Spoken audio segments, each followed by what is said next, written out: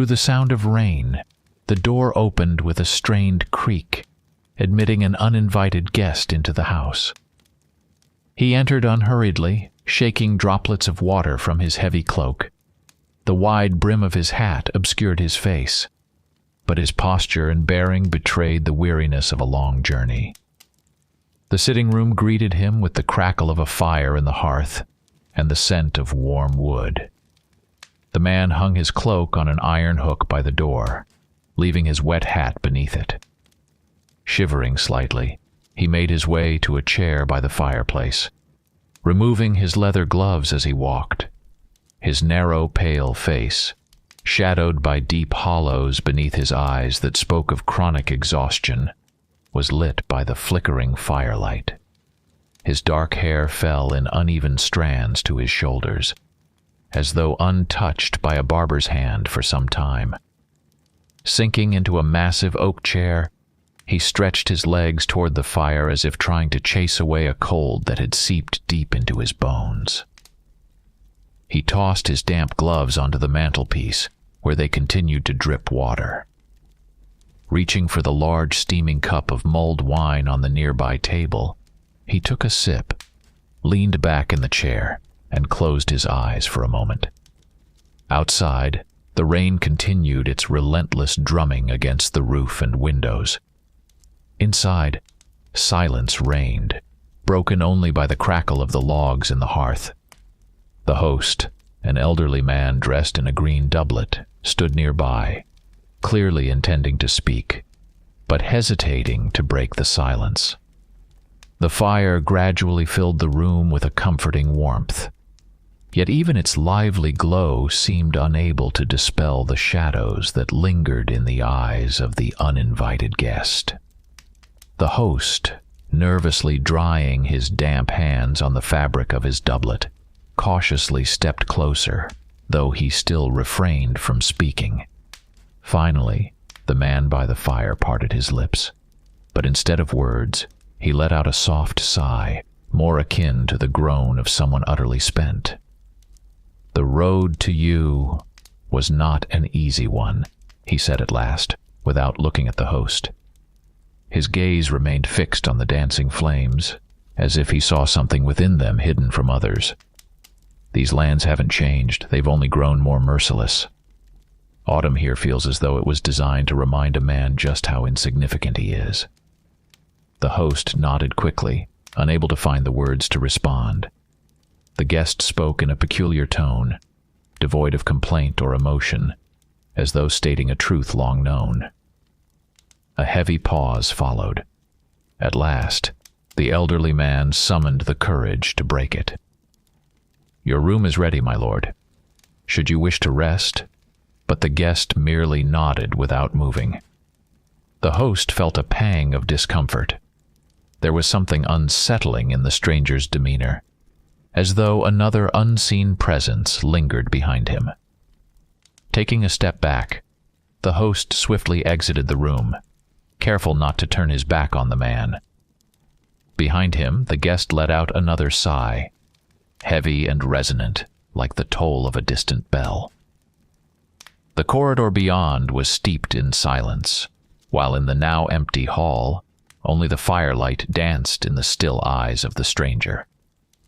"Well then," said Stefan Corvin, setting aside the heavy goblet of wine. "What do you have to report to your mayor, Martin?" A tall, bald man, with the weary face of a lifelong bureaucrat, opened the thin folder clutched in his hands. "Oh, sit down already, for heaven's sake," the mayor said with a grimace. "What's the point of formalities at this hour? Nearly midnight." The assistant settled into a high-backed, intricately carved chair and carefully laid the folder before him. "Frankly, we have precious little information, which is rather peculiar," he began. "That is to say, we know remarkably little about this Mervane. All the more surprising, given that his lineage boasts a rich and storied history. Over 8 centuries of residence within the Union's territories, the Mervanes have contributed significantly to their people, notably defending the independence of the free cities against raids from both northern and southern barbarians. Yet in the past century, their fortunes began to decline. Much of their wealth lost value, and after the passage of the Greiholm Decree, a significant portion of their ancestral lands was ceded to the crown. Still, the family remained influential and respected enough to command regard. Regrettably, Conrad Mervane had only one male heir, the very man of interest to us, Edgar Mervane. When Edgar was 8, his father perished while suppressing the plague riots, and his mother took him and his 3 sisters to Saul Island, the Mervane family's hereditary domain. There he was raised until reaching adulthood, at which point, unexpectedly, he enlisted as a volunteer in the army. He departed with his regiment to patrol the Union's northern frontiers, near the edge of the Black Forest. When his comrades in arms perished during an attack by beast folk, the body of Junior Officer Edgar Mervane was nowhere to be found among the dead. This part of his story is cloaked in darkness. Mervane reappeared almost a year later in Greiholm, evading questions with the explanation that he had spent the intervening months wandering the taiga, wounded and hiding from savage patrols. Accusations of desertion followed, but no evidence could substantiate them, especially since Mervane indeed bore scars. He showed injuries on his leg and torso. Following a military tribunal, he did not return to service, vanishing again for 10 years and severing all contact with his family. During this time, he made no appearances within Union territory, leading many to presume him dead once more. However, 4.5 years ago, Mervane resurfaced, this time in Silverdane, presenting an array of hunting trophies. He claimed to have spent years traveling the continent, hunting rare and dangerous beasts, and had even embarked on several expeditions northward to the shaman encampments in the tundra. He was invited to join the Grand Hunt, the annual wolf hunt, remember? The mayor nodded impatiently. However, he unexpectedly declined. For some time, he remained in Silverdane before departing once more, this time, according to his own words, heading south. Since then, no news of him emerged until he graced us with his presence here in Greiholm. Rumors suggest he's established himself as an exceptional hunter, with his trophies reportedly including rare and dangerous creatures, such as flyers. Stefan Corvin sat motionless in his chair, occasionally drumming his fingers against the table. Outside, the wet November wind howled, its invisible claws scraping against the iron shutters. In the distance, on the outskirts of Tar Pit Hollow, several mongrels howled in unison. "So, I take it you've uncovered no further details about his life?" the mayor asked grimly. Martin spread his hands apologetically. "Regrettably, that's all we have. We failed to locate any close friends, apart from Darren Alwyn, the son of a local merchant, an avid hunter, and a swordsman renowned throughout the city. Not the most polite individual, I must add. When my men tried to question him, he nearly sent them to hell. A commoner with the arrogance of 10 nobles. The others were more cooperative, but offered nothing of value. They admitted to having interacted with Mervane at some point, but gained no meaningful insight from those encounters. He's reserved, secretive, and keeps others at arm's length. No overt criminal activity on his part has been recorded, though he has been seen in opium dens on several occasions. Even there, however, he did nothing illegal, merely relaxed in the company of the regular patrons. Incidentally, a royal figure was recently spotted in a similar establishment. Martin trailed off, pausing meaningfully. The mayor nodded again, gesturing for his assistant to continue. It seems Edgar Mervane has little fondness for people and prefers to keep his distance. Nor does he seem to hold the Union's territory in high regard. Otherwise, he wouldn't have spent so many years wandering the edges of the known world, Martin concluded. The mayor took a sip from his goblet and fell into thought. A reclusive, solitary hunter, he finally said. He must be quite skilled to have hunted so many monstrous creatures for so long and still be alive, not maimed or dead. A wry smile tugged at the corner of his mouth. Perhaps he really is the one we need. What do you think, Martin? Hunched over the table, the assistant shrugged. Experience tells me such people can't be trusted, sir. They're too unpredictable. You never know what to expect from them. Yes, yes, yes. Corvin nodded in agreement. You're always right, my dear Martin. But alas, we have no other choice. Everyone who has attempted to deal with the beast has failed. His Majesty has given us 2 weeks, at the end of which your humble servant will likely face the scaffold. Suddenly his previously relaxed, slightly unfocused gaze darkened, as though dredging up something poisonous from the depths of his mind. But I do not intend to wait for that, you can be certain. A heavy silence filled the room, abruptly shattered by a knock on the door and the shout of a guard. Urgent report. I must see the mayor immediately. Moments later, Captain Dager Trevane of the Night Patrol burst into the hall, illuminated by the firelight and the soft glow of candles. His cloak was smeared with mud, and deep scratches marred his breastplate. "He's killed again!" Mayor Trevane shouted from the doorway. "He's on the hunt once more!" The city slept, or more accurately, feigned sleep. Gryholm had always been a grim place, despite its abundance of gambling dens and brothels. The opium parlors of Tar Pit Hollow, underground arenas hosting bare-knuckle brawls and trading in illicit goods from across the continent. Grimy labor exchanges crowded with sun-darkened and dirt-streaked workers, spiritualist salons, cabarets, cafes, and restaurants, its array of tiny and grand theaters. Several universities, the District of Madmen, the Joyful Quay, and the labyrinth of narrow streets teeming with cabs, drunken craftsmen, and lonely wanderers lost in opium haze. Many such wanderers ended their paths in the leaden waters of the Estgar River. Beneath this daily chaos lay countless small details unnoticed in the rush of life. But a year ago, everything changed, making Gryholm even more sullen and unwelcoming. That was when the beast first went on the hunt. The only certainty about the beast was its ruthlessness and elusiveness.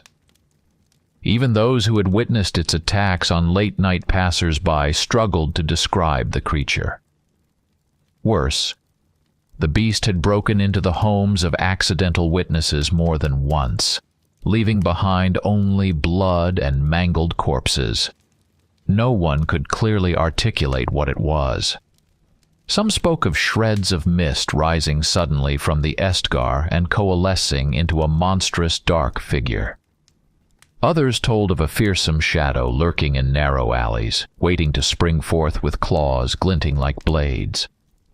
Still others claimed it was a man in a black cloak and wide-brimmed hat, roaming the night streets, whose encounters guaranteed death.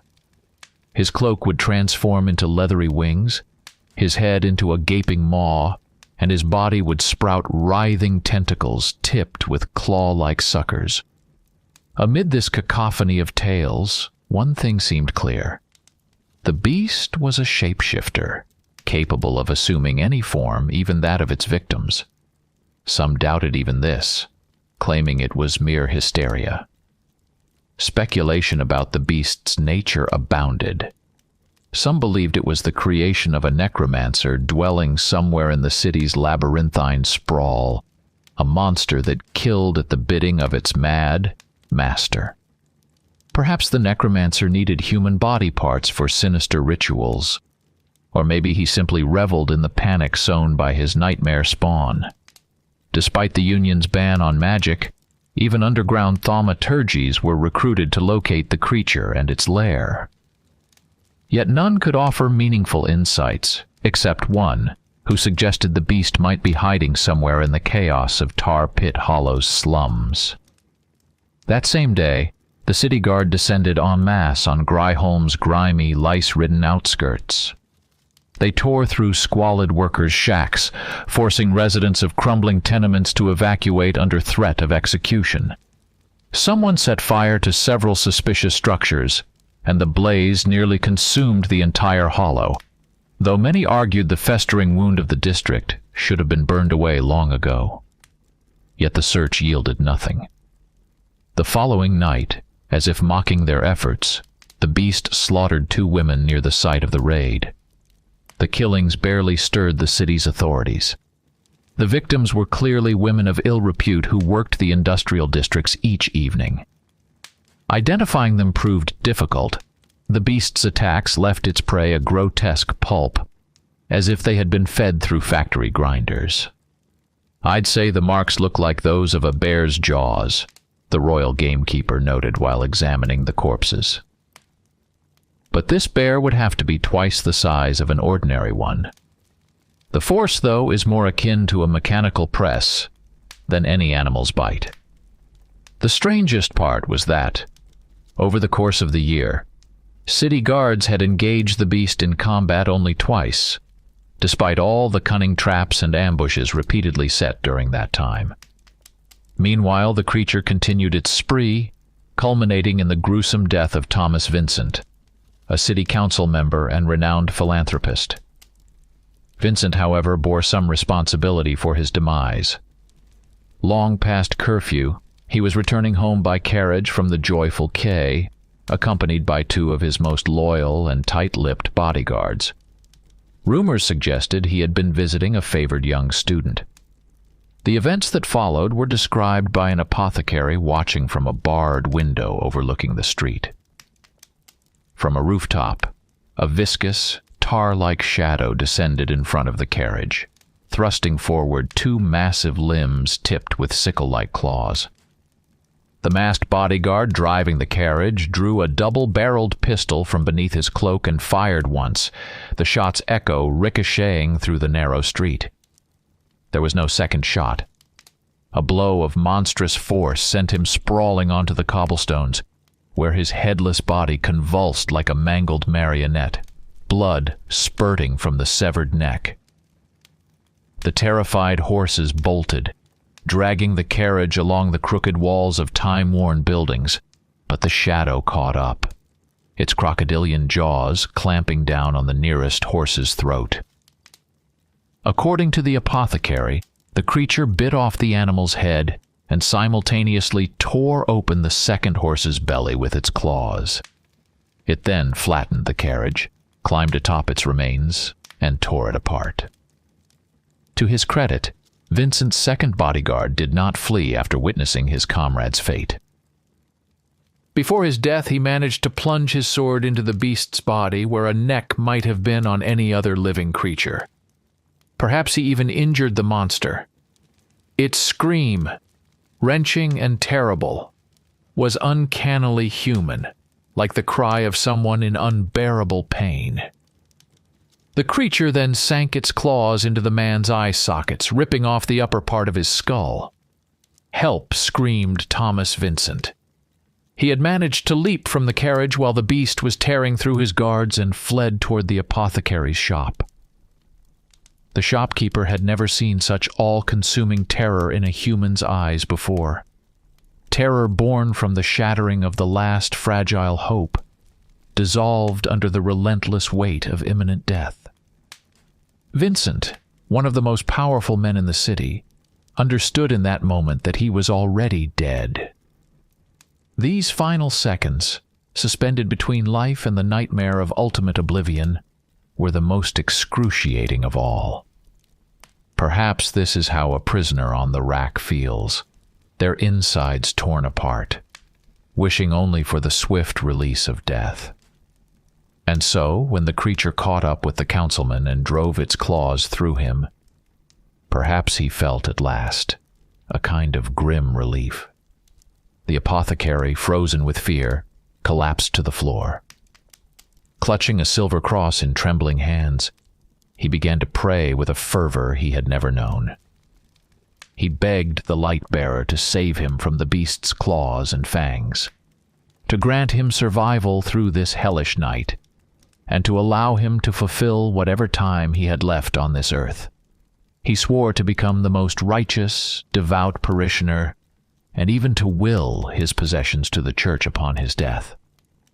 He would agree to anything, anything at all, just to stop hearing the scrape of claws against the cobblestones outside his window and to escape the sense of an unholy gaze boring through the wall, piercing into his soul.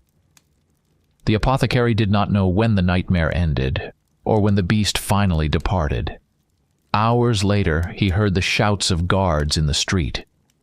Sometime after that, there was a loud pounding on his door, accompanied by urgent demands to open it immediately. Attempts to capture the creature were swift and numerous. A royal edict summoned the best hunters from across the Union to Gryholm to aid in tracking down the monstrous being.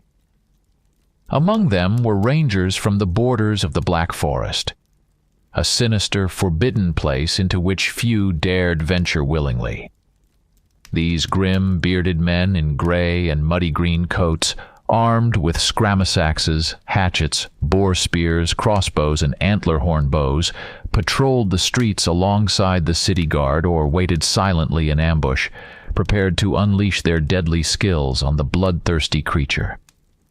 Even warrior sorcerers from the Bone Wastes, a vast desert stretching from the southern borders of the free cities to the ocean, arrived in Gryholm. These towering, bronze-skinned giants, dressed only in wide trousers and rainproof cloaks, bore amulet chains around their necks and heavy scimitars on their belts. The intricate tattoos that covered their torsos seemed to writhe and shift, forming mesmerizing patterns as if alive. Though rumors suggested these nomads were not entirely human, local women couldn't help but sigh at the sight of their statuesque physiques, broad shoulders, and commanding presence, casting furtive, inviting glances their way. However, even the southern warriors weren't the strangest of those summoned to hunt the beast. From the poisonous, miasma-filled depths of underground tunnels and caverns emerged dwarves, the subterranean race of miners and craftsmen, now a dwindling people. These stout beings, unable to breathe the clean air of the surface without their intricate respirator masks, were relics of an ancient time. Long ago, when the old continent was home to far stranger and more malevolent creatures, the dwarves had carved it into a labyrinth of tunnels, stretching from south to north and west to east. A small tribe of their kin still inhabited the northern chain islands, but even mainland dwarves had severed contact with these distant relatives, who had degenerated into savage cannibals. The island dwarves, indulging in inbreeding and occasional raids on human settlements, had devolved into a form of predatory animals, cunning, brutal, and inhuman. Half a century ago, Marcus IV, then leader of the Union, waged a brutal military campaign against the island dwarves. Entrances to their caves were blasted shut, and much of their bloodthirsty kin exterminated. Soldiers had been forced to pursue them into their underground corridors, where deadly traps awaited at every turn. These tunnels were littered with human skulls and bones, grim evidence of the dwarves' savage history. Since that time, the island dwarves had ceased their raids on human settlements. The dwarves who participated in the hunt for the beast, however, were of a different breed. These subterranean inhabitants maintained trade relations with the surface world, renowned for their mastery of crafting intricate machinery and weapons, as well as their unmatched expertise in creating explosives. Encased in steel from head to toe, their breathing apparatuses, equipped with elaborate filtration systems of pipes and filters, they resembled grotesque machines built by the mad engineers of a forgotten age. Machines designed to conquer nations and subjugate entire worlds. The dwarves had arrived with an arsenal of firearms and a bewildering array of melee weapons. Heavy hammers, maces, axes, gladii, akanekes, falcatas, kopis swords, and more instruments of death. To an outsider, it might have seemed as though the city was preparing for a protracted war. Predictably, the church was initially opposed to such unrestrained measures. Not that foreigners were unwelcome in Gryholm. On the contrary, caravans from distant cities and countries were a common sight on its streets. However, never before had pagans enjoyed such unrestricted access, let alone been paid advances from the city treasury. Bishop Tian, at first, entered into heated disputes on the matter with both the mayor and his majesty. But after Vincent's death he relented, demanding only that all mercenaries receive a priest's blessing before the hunt. The warriors from the Bone Wastes had no objections, while the dwarves, initially resistant, became more agreeable after their payment was handed over, and also accepted the terms. Now, with a small army gathered in Gryholm, there was hope that the beast might lay low for a time, growing more cautious. But that was not to be. Instead, the killings became even more audacious. On several occasions, the creature appeared in the middle of a bustling boulevard, only to vanish moments later, into the deep gray waters of the Estgar, or the thick ground-hugging mantle of mist. These attacks came without warning. From the shadows of a grim alley, a blot of filthy darkness would spill into the lantern-lit streets, followed by a sudden lunge, a flash of blood splashing onto the cobblestones, and it was over. Only then came the screams, the frantic sobs, the wails of grieving women. Late musket shots rang out, swords clanged, but it was all in vain. The beast disappeared before anyone could confront it. The first true confrontation occurred near Bastard's Bridge, its stone arches darkened and cracked, looming beside the scorched remains of Tar Pit Hollow's shanties, which still bore the scars of the recent fire. That night, one of the southern warriors, a one-eyed giant with claw scars streaking across his face, unexpectedly asked his commander for permission to attempt summoning their quarry. "The evil we seek is a demon, an outsider," he explained in broken Free Cities dialect. "It does not walk among men. It hides where neither your god nor your weapons can reach, but we may lure it out." He gestured to a small bone flute hanging from his neck. "Are you sure that will work?" asked the commander, a grizzled soldier with a face lined by the years, who had fought in baronial feuds and survived the plague riots. He knew well enough that there were too many things in the world best left unexplored if one wished to remain sane. "I can try," the warrior replied. The commander sighed, motioning for the others to retreat to the bridge's damp stone walls, weapons ready. The southerner knelt near the low, wet parapet and began to play. The melody was unpleasant, grating, an eerie series of notes that clawed at the ears like a razor across raw nerves. It evoked an instinctive need to flee, to block it out, to escape before the sound could dig its talons any deeper. Yet the music wormed its way further, slithering into the skull and sending its tendrils into the mind. Just as the commander decided he had endured enough and prepared to stop the maddening tune, something changed in the air. The atmosphere vibrated, and from some unimaginable distance came a howl of pure anguish, like that of a mortally wounded beast caught in a trap. Then it appeared. A blot of blackness seeped over the bridge's stones, impenetrable and suffocating. Heavy claws clicked against the surface, and the beast stood before the sorcerer who had summoned it. For a moment, everyone froze. Even the towering southerner seemed paralyzed by fear as the darkness advanced, revealing a long, shapeless snout bristling with yellowed, uneven fangs. Finally, the commander found his voice and roared, breaking the spell-binding dread. "Fire, damn it, fire!" Crossbows sang, muskets roared, and arquebuses cracked. The Southerner dropped to the ground to avoid the onslaught of projectiles. Most of the bolts and bullets found their mark, and the beast let out an ear-splitting roar. The Southerner, not waiting for another volley, drew his scimitar and plunged it into the shroud of darkness cloaking the creature. He mimicked the action of Vincent's bodyguard, though this time the attacker survived. The creature lashed out, its scaly, matted limbs sending the sorcerer sprawling at the feet of his comrades. Its blow, however, lacked the lethal force and precision it had once shown.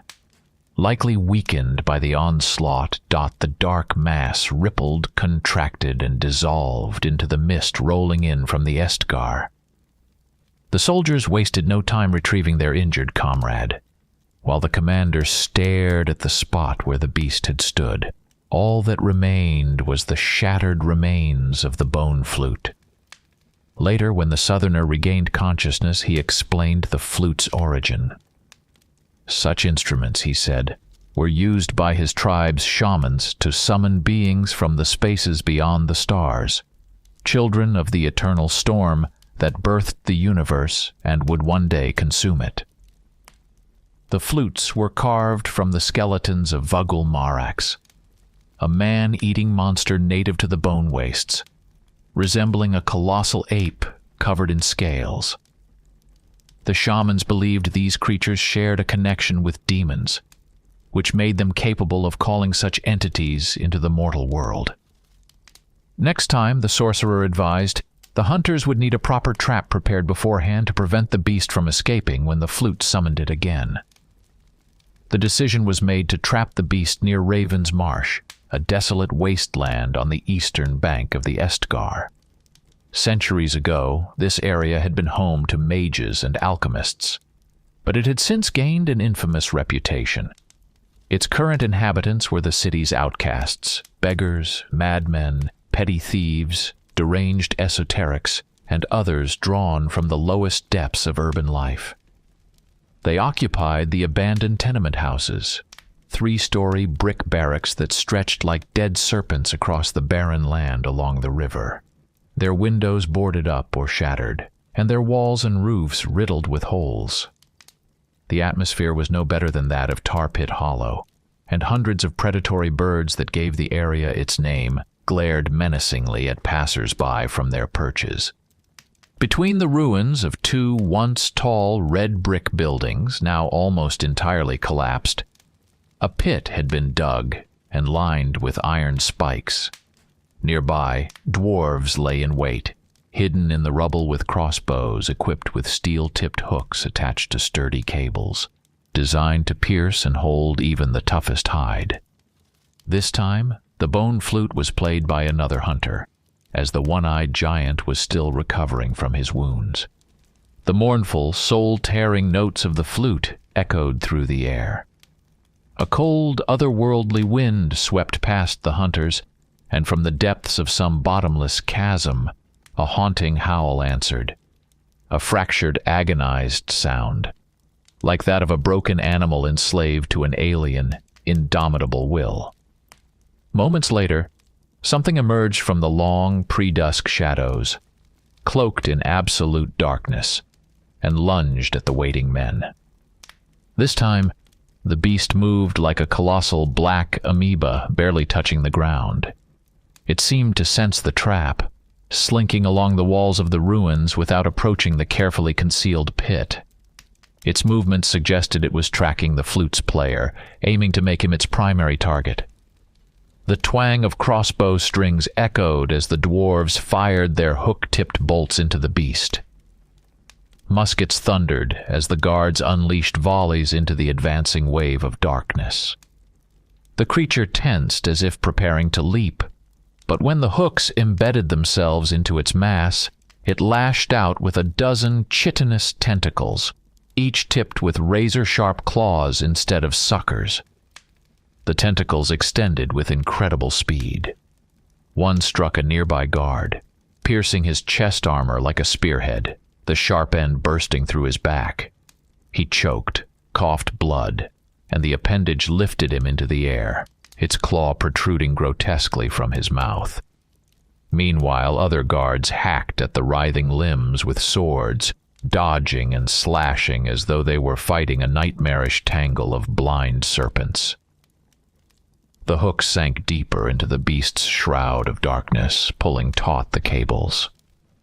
Judging by the tension, they had found something solid, flesh or something like it, and held firm.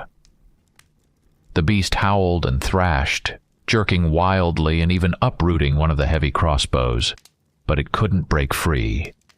Its tentacles flailed through the air, battering the guards and tossing them aside like rag dolls. The musketmen reloaded and fired another volley. The dark mass shuddered, recoiled, and wavered on the edge of the pit before collapsing into it, impaling itself on the iron spikes below. A blood-curdling screech erupted from the pit, a sound that could have been the wail of a tormented ghost. Tentacles shot up from the trap, grasping for the edge as the creature struggled to escape. But the guards were ready, hacking at the thrashing limbs with sharp sabers. The tentacles struck back, denting breastplates and inflicting grievous wounds, though the dwarves pulled their cables tighter, trying to drag the beast back onto the spikes. The beast's strength seemed to wane. Its movements grew sluggish, its thrashing less precise. At last, it collapsed onto the spikes like a jellyfish stranded on the shore. Its tentacles twitched once more before falling lifelessly to the ground. The victorious hunter's relief was short-lived. Before the royal alchemists and demiurge, the head of the Dark Circle, could arrive at the site, the black amoeba began to evaporate. Within minutes, it was gone, leaving the iron spikes corroded as though they had been submerged in acid for years. Even the once material tentacles had vanished, as if they had never existed.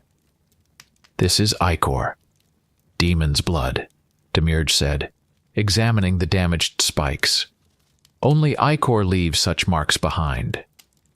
It seems this time you fought a creature summoned from the abyss, sent upon the city by someone's design. It's a miracle you managed to subdue it at all." The bronze-skinned giant who had played the flute stood nearby, shaking his head sorrowfully. "That's not the creature we're hunting," the bronze-skinned giant said grimly. "We've been deceived. The bloodshed will continue." And it did. The respite was brief. Within a month, the beast once again began leaving mangled bodies on the cobblestone streets of the city. We heard her cry for help, and immediately rushed into the alley, Trevane recounted, his steps measured as he walked alongside the mayor.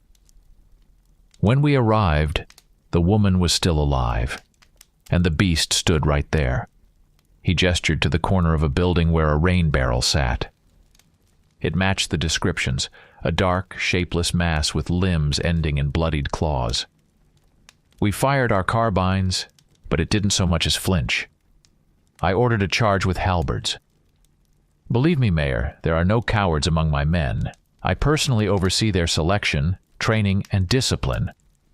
He faltered. "Go on," Corvin prompted wearily, waving a hand. "I understand, Captain.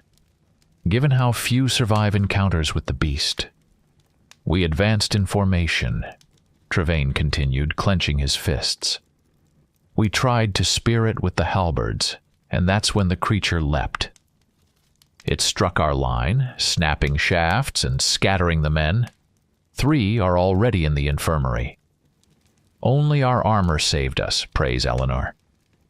I thrust my sword into its side, but it was like stabbing into a swamp. The blade got stuck as if mired in thick sludge. Then it lashed out with its claws, and I was flung against the wall." Trevane pointed to the mark scoring his breastplate, then gestured to a spot ahead. "There's my sword, see it?"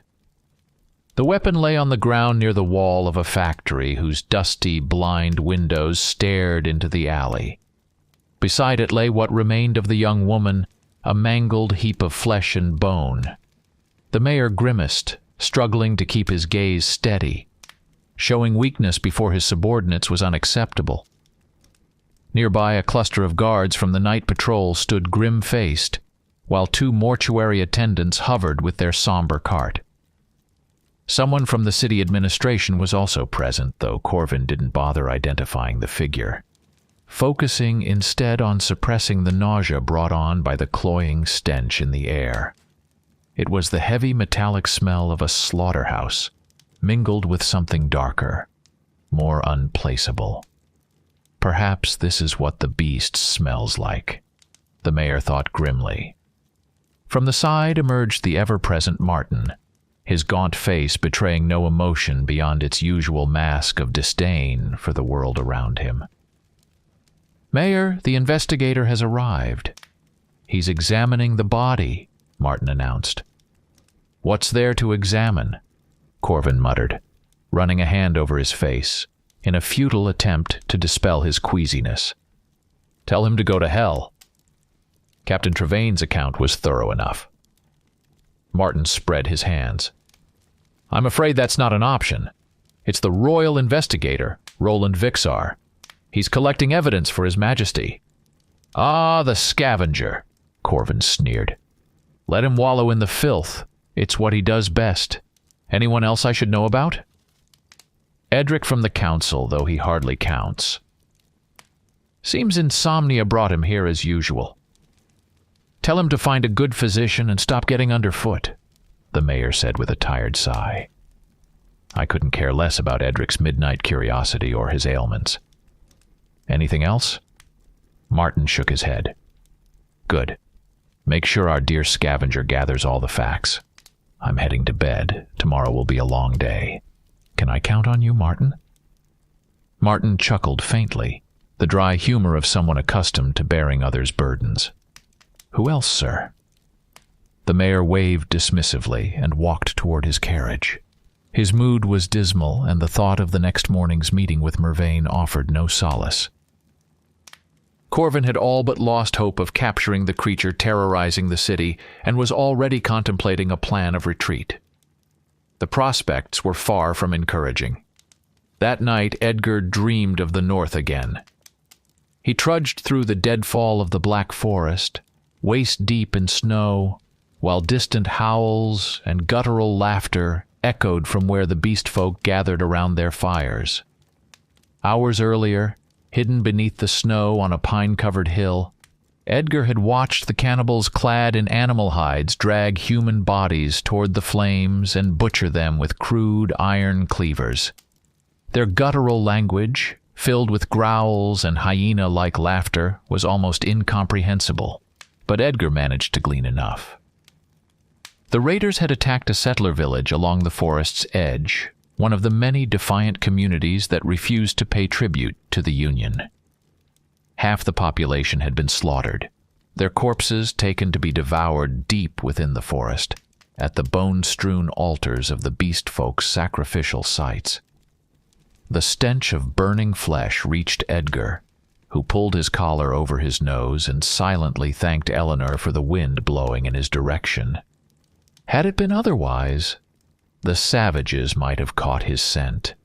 Edgar trudged through the tangled thicket of bare black shrubs, wrapped in a tattered greatcoat that did little to ward off the biting cold that reigned here for most of the year. He clung to the hope of finding people before the beast folk caught up to him, tore him apart, and devoured his still warm flesh. Stories of their cruelty were legendary, and Edgar had heard enough during his time in the Army's patrol units to know they were true. While considered a distant offshoot of the human race, the beast folk had far more in common with the predators that roamed the wilds of the old continent. Massive, resilient, draped in parasite-infested, poorly cured hides, they could subsist on rotting carrion. Scarred from constant battles with their kin, these creatures took perverse pleasure in torture. Death in battle was considered a mercy compared to what awaited anyone who fell into their hands alive. The beast folk tribes inhabited the Black Forest and the northern tundra, squeezed on both sides by the relentless waves of the frozen ocean. For centuries, they waged a ceaseless war against the native inhabitants of those regions, short, pale-skinned people with almond-shaped eyes.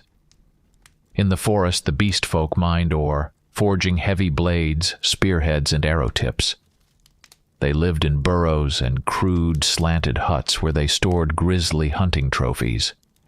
At the center of their villages stood wooden idols carved from massive logs and adorned with the severed remains of their enemies. Edgar dreamed he was being hunted.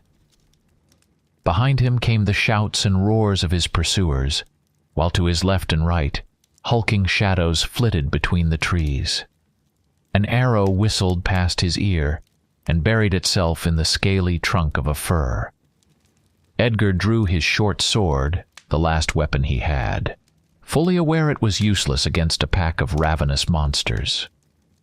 He ran along the bottom of a deep ravine, or rather he tried to run. The deep snow swallowed his legs up to his thighs, slowing him to a crawl. The hunters were closing in, ready to pounce, pin him down, and drag him back to their lair to revel in his screams of agony. One of the beast folk was almost upon him, raising a barbed spear overhead. Edgar didn't stop or try to parry. Instead, he dove sideways, plunging into the snow. The spear whistled through the air behind him, followed by a frustrated roar as the creature missed.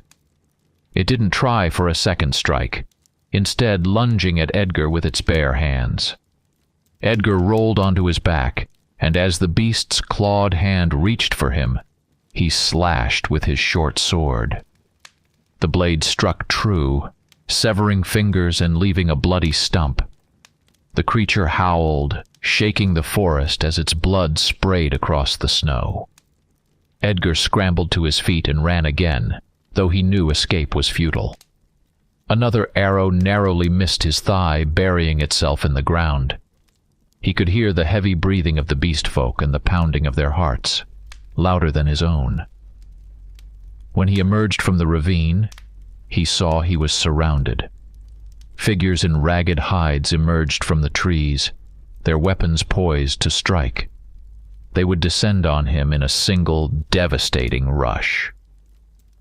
Edgar stopped and turned to face his pursuers. He would not die like a coward, fleeing the field with a spear in his back or mutilated by beast folk torturers, left as a limbless, skinless husk. In these final moments of his life, his fear gave way to a wild, reckless defiance, the mad courage of a man doomed to die. "Well, come on," Edgar shouted. "Come closer, damn you, I'll take a few of you bastards with me." Then he noticed something strange. The beast folk had fallen silent. They no longer howled in anticipation of their kill or shouted their war cries. Something had stopped them in their tracks. They stood frozen, their weapons trembling in their tense grips, ready to strike, but not daring to move. Edgar, gasping for breath, bent double from exhaustion, peered into their faces. Their black eyes burned with hatred and fear, clouds of steam escaping their snarling mouths and flared nostrils. Whatever had frightened them was behind him. Edgar turned slowly. Not far away, by the trunk of a dead pine whose broken branches jutted out like skeletal fingers, stood a figure draped in a fur cloak. Its face was obscured by a deep hood, and at its feet crouched 3 monstrous beasts, ready to leap at their master's command. Edgar vaguely recalled seeing creatures like these in the faded illustrations of ancient tomes in his family's castle. Depictions of relic beasts that had gone extinct long before sentient beings came to the continent. The creatures were enormous, standing as tall at the shoulder as the chest of a beast folk. Their muscular, sinewy bodies were covered in pale, almost translucent fur, and their heavy heads jutted forward like crocodiles. Drool dripped from their yellowed fangs onto the snow. Under the prominent brow ridges, their eyes gleamed with an intelligence far beyond that of mere animals, watching with a chilling, calculating awareness. The cloaked figure extended a hand, and the beasts advanced toward Edgar, their growls low and rumbling. Edgar froze, gripping his short sword, prepared to strike, though knowing full well that any attack would likely be his last. Out of the corner of his eye, he noticed the ring of beast folk beginning to break apart. Silently, they retreated to the shelter of the trees, as though the monstrous creature's master inspired in them a primordial terror embedded deep within their very flesh and blood. The beasts circled Edgar, but did not immediately attack. Their growls grew louder, though directed more toward the hunters now concealed in the forest. It seemed even the thought of an assault had become sacrilege to them. Meanwhile, the enigmatic figure of the Black Forest turned to Edgar, who stood frozen in place, and lowered their hood. Edgar jolted awake. The room was silent, broken only by the soft patter of rain on the window and the distant sound of boots from the night patrol. From downstairs, there was no noise. The other tenants of the inn had long since retreated to their rooms. Edgar sat up in bed, fumbled for the flint on the small table, and lit 2 candles, their flames illuminating the darkened space. Sleep, he knew, would not come again without his tincture. His travel bag lay by the bedside, the grips of 2 heavy double-barreled pistols poking out from within. Edgar pushed them aside, rummaging until he retrieved a small vial of opaque green glass. The stopper fit tightly, emitting a sharp scent of dried herbs when removed. Pouring wine from the bottle on the table into a cup, he added several drops of the thick, dark liquid. Recently he had come to rely on this mixture. It calmed his thoughts and allowed the spirits wandering the stars to visit his dreams, bringing strange wisdom and visions of distant worlds. The effect depended on the dosage. 1 drop too many could open the gates of perception, letting the soul slip free of its mortal cage. But tonight, Edgar sought only sleep, and nothing more. The recipe for the elixir had been given to him by the hooded figure who had nursed him back to health in their underground den. Though many cultures had their own such concoctions, this one was unique. Amanita mushrooms and graveyard herbs made it perilously potent, and Edgar knew that each drop slowly poisoned him.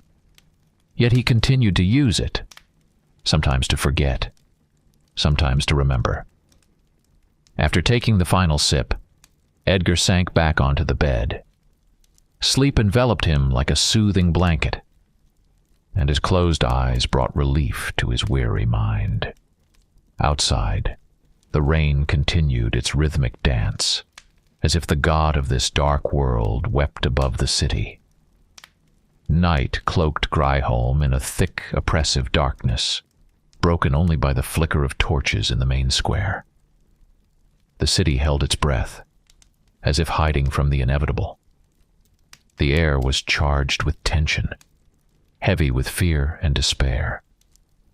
No one dared venture outside after nightfall, knowing that every step could be their last.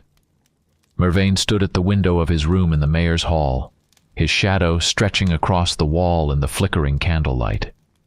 His gray eyes were fixed on the nocturnal void that swallowed the narrow streets of Gryholm. In his hands he held his pistols, checking their loads. Much awaited him that night, not only a confrontation with the beast, but also the unveiling of truths he had kept hidden for years. Mayor Corvin entered, leaning on his cane. His face, etched with lines of exhaustion and age, was tense.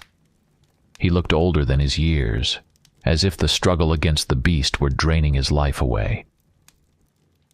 Corvin glanced around, his gaze lingering on Mervain's weapons before settling on the hunter himself. "Do you think it will come?" the mayor asked, his voice hoarse and strained. Mervain slowly lifted his eyes from his thoughts. "It will come," he replied, holstering the pistols in their leather straps. The question isn't when, but whether we're ready. The mayor straightened with effort, gripping his cane tightly. We're not ready, he admitted. Our people are afraid, and I can't blame them. But I know this. If we lose this chance, there won't be a city left to protect. Mervain nodded silently. He knew this night would be decisive. Gryholm would either endure or fall. Below, in the main square, guards and mercenaries were already gathering. Their weapons gleamed in the torchlight, their voices hushed. Among them, Edmund Valence, the mayor's aide, stood out. His worn face was steady, and his voice was firm as he issued final orders, striving to maintain calm despite the worry in his eyes. Position men along the perimeter, he commanded. We need to block every possible escape route. Dagger Trevain, commander of the night patrol, stood nearby. His breastplate bore fresh scratches, and his eyes darted toward the shadows beyond the square. Do you believe it will come here? Trevain asked. Mervain thinks this is our best chance, Valence replied, frowning. We don't have the luxury of doubting him.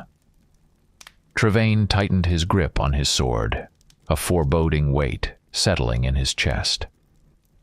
As the clock approached midnight, Mervain and Corvin descended into the square. The assembled crowd fell silent at their appearance. A heavy stillness hung over the group, punctuated only by the growing intensity of the rain. Is everyone ready? Corvin called out, forcing confidence into his voice. The crowd responded with brief, affirmative shouts. Mercenaries and guards took their positions, encircling the square.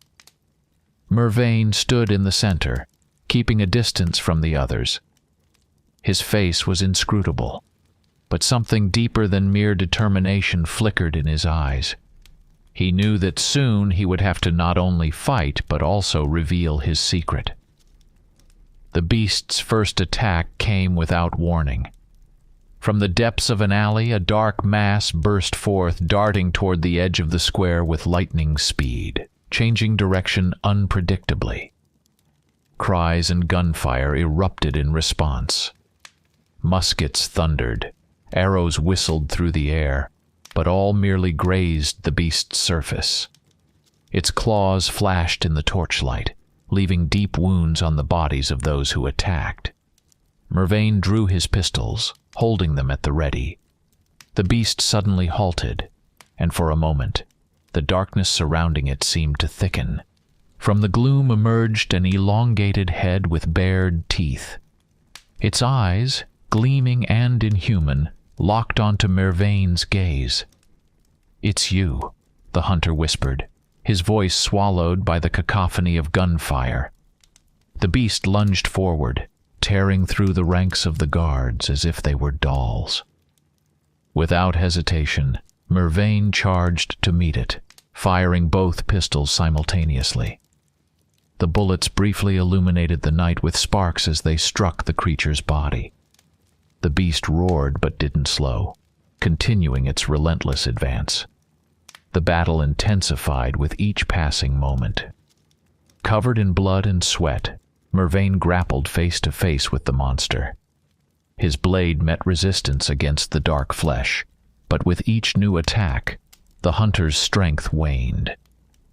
The beast seemed to revel in every moment of the struggle. Its eyes sparkled with fury and triumph. When Mervain found himself on the ground, clutching a bloodied dagger, something within him shifted. His body tensed, and his face contorted in pain. He knew he could no longer conceal the truth. "You think you're alone," he whispered to the monster. Then, rising to his knees, he began to change. Mervain writhed on the ground, gripping the dagger in a trembling hand.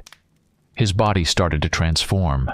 Arms twisted at unnatural angles, fingers elongated, and nails turned into sharp claws. Thick fur sprouted from his skin, tearing through his clothes. Cries of pain morphed into deep growls. The crowd froze in horror. Those who witnessed the hunter's transformation instinctively stepped back.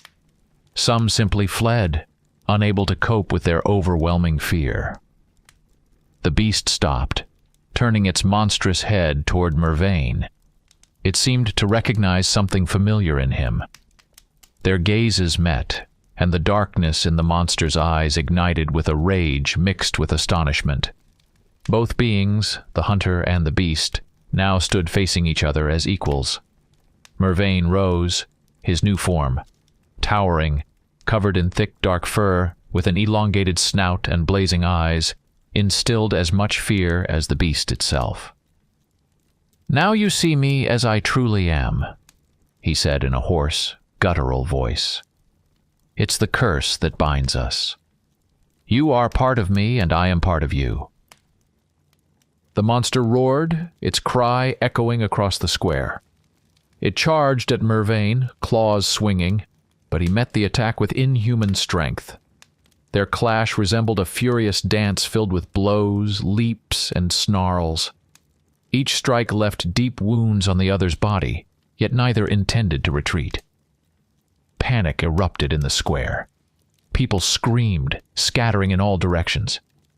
Corvin stood firm, gripping his cane tightly, unmoving. His face had paled, but determination shone in his eyes. Beside him, Dagar Trevain shouted orders, trying to rally the remaining guards. Fire-ready muskets' commands rang out, but no bullet could penetrate the darkness shrouding the beast. Leaning on his cane, Corvin took a step forward, heading straight toward the heart of the battle. Valance grabbed his arm. "Mr. Mayor, please don't, it's too dangerous," he exclaimed. "Dangerous?" Corvin rasped. "We've long since passed the point of danger, Edmund. Now, only one thing remains. To finish this. If I can do anything at all, I will." He drew a dagger from his belt, an accessory he wore more symbolically than for combat. His steps, heavy and uncertain, brought him closer to Mervain and the beast. The battle reached its peak. Exhausted but unbroken, Mervain raked his claws across the beast's body, leaving deep gashes. His strikes grew faster, his movements more ferocious. But the beast suddenly retreated, moving to the edge of the square. Its breathing was ragged. Black, viscous liquid oozed from its wounds, yet its eyes still burned fiercely. "This isn't over," Mervain growled. "You won't escape." His strength was waning. Seizing the moment, the beast made one final lunge, rushing forward. But instead of attacking Mervain, it charged at Mayor Corvin. Wielding his dagger, Corvin tried to fend off the assault, but the creature's massive paw knocked him off his feet. The beast loomed over him, poised to deliver the fatal blow. At that instant, Mervain summoned his remaining strength and leaped. His claws sank into the beast's body, wrenching it away from the mayor. The struggle resumed. But now Mervain clearly held the upper hand. The final blow came as the hunter-werewolf's claws tore open the beast's chest. The creature roared, then weakened and collapsed to the ground. Its body began to dissolve into a dark sludge, leaving behind only a foul stench and the marks of their brutal fight. Silence settled over the square once more, broken only by the footsteps of the survivors. Mervain stood in his transformed state, breathing heavily. Blood covered his body, but he had prevailed.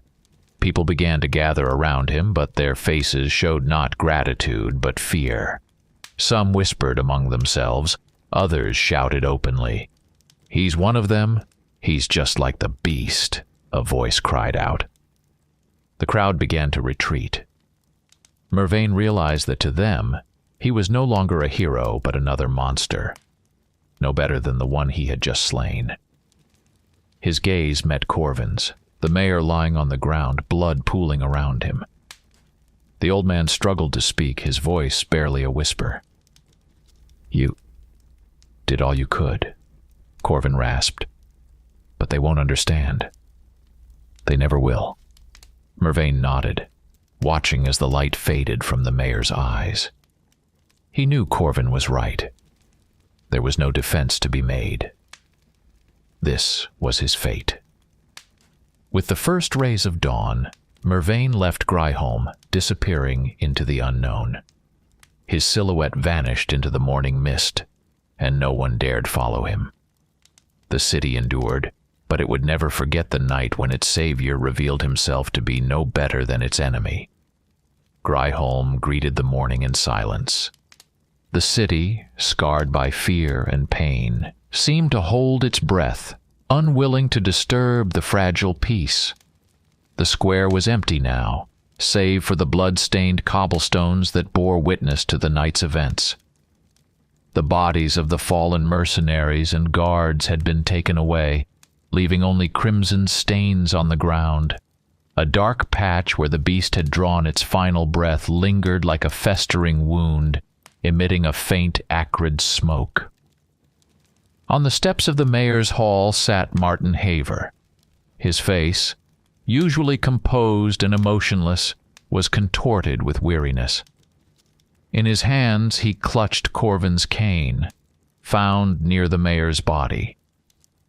Corvin had succumbed to his injuries soon after the beast was defeated. The wounds had been too severe. Haver sat motionless, staring into the void, as though trying to grasp what to do next. "The city is leaderless now," came a quiet voice. It was Dagger Trevain, commander of the night patrol. He stood behind Haver, looking out over the square. His armor was still stained with blood, his face pale. "What do we tell the people?" Haver didn't respond. He tightened his grip on Corvin's cane, as though it were the last anchor keeping him from slipping into despair. "They don't want to remember that Mervain saved us," Trevain continued. "To them, he's just another monster. His curse shielded us, but who will appreciate that?" Haver finally raised his head and slowly stood. "We won't speak of Mervain," he said coldly. "The story of the beast will fade. The townsfolk want to believe it was a fluke. A stroke of bad luck. We'll give them that. Let them live in ignorance." Trevain smirked darkly. "And if he comes back?" "He won't," Haver replied firmly. "Those like him leave and never return." At the city's eastern gate, a crowd gathered to bid farewell to the fallen. The remaining guards stood at attention while a priest recited a short prayer over the bodies. Among the mourners were widows, mothers, and children of the dead. Their faces were grim, their eyes dry of tears. They were accustomed to loss, though the pain of it never lessened. Martin Haver, now the acting mayor, observed the ceremony with a distant expression. His thoughts kept returning to Mervain. The hunter had left before dawn, without a word of goodbye. Even Haver, a man not prone to sentimentality, found something tragically profound in his departure. He left because he knew there was no place for him here, Haver thought. Mervain walked along a forest path, moving farther and farther from Gryholm. His steps were heavy, his body weary. The curse that bound him to the beast still burned in his soul. The night's battle had left more than physical wounds. It had carved an indelible void within him. He knew the townsfolk would never accept him, but that was not the worst of it. He couldn't accept himself. The first signs of dawn appeared along the road. Sunlight filtered through the branches, casting intricate patterns on the ground. Mervain stopped, breathing heavily. His beastly form had faded, but his shadow seemed to remain otherworldly. He looked down at his hands. They trembled, still remembering the fury that had consumed him during the fight. "Monster," he whispered, clenching his fists. "I'm just like him." The words hung in the air as he stared into the emptiness ahead. He remembered the faces of the townsfolk, filled with fear, and understood that fear would never dissipate. To them he was a reminder of how fragile humanity was, a shell that could shatter at any moment. The city began to stir. On its streets, lanterns flickered to life again. The voices of merchants and the footsteps of passers-by returned. But Gryholm remained under the shadow of the previous night. The people had not forgotten that the monster was slain, but with it, they had lost someone who could have been their savior. To most, Mervyn was a dark figure best left unspoken of. Martin Haver stood by the window of the mayor's hall, gazing at the streets below.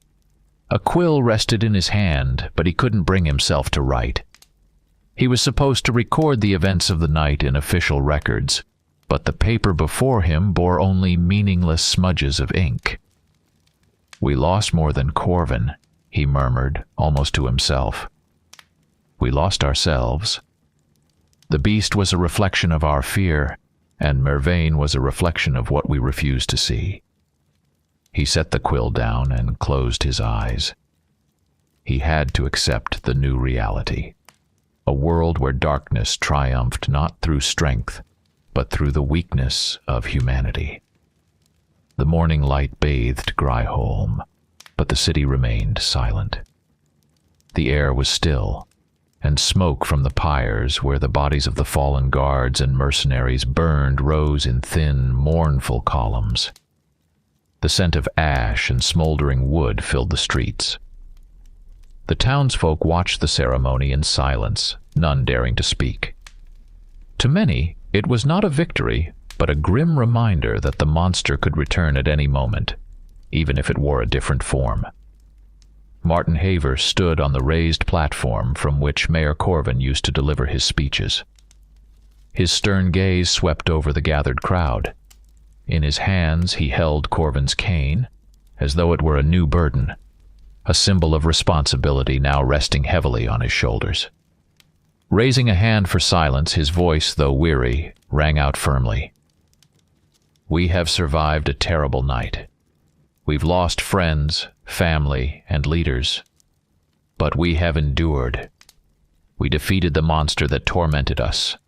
Now, we must do everything we can to make our streets safe again and our hearts at peace." His words were sincere, but the crowd's reaction was muted. There was no sense of relief, no triumph. They knew the cost had been too great, and the future remained uncertain.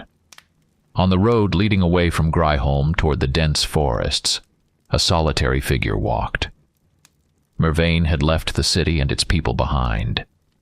His steps were slow but resolute. He didn't look back, didn't glance at the place that had been the final chapter of his human life. For him, Gryholm was now a closed book. His body still ached from the wounds sustained in battle, but the wounds in his soul were far deeper. The curse that bound him to the beast hadn't died with its demise. It lingered, quietly pulsing in his blood, a constant reminder that he could never again be an ordinary man. "They fear me," he whispered, as though speaking to himself. "And they're right to." Mervyn stopped at a small forest clearing. His gaze fell on a stream trickling over the rocks. Kneeling by the water, he cupped his hands and stared at his reflection. The face he saw wasn't entirely human.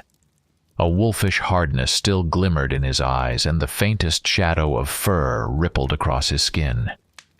He saw himself as the people of Gryholm saw him, a monster. Back in the mayor's office, Haver sat at Corvin's desk, surrounded by stacks of papers. He reviewed the latest reports from the guards patrolling the outskirts.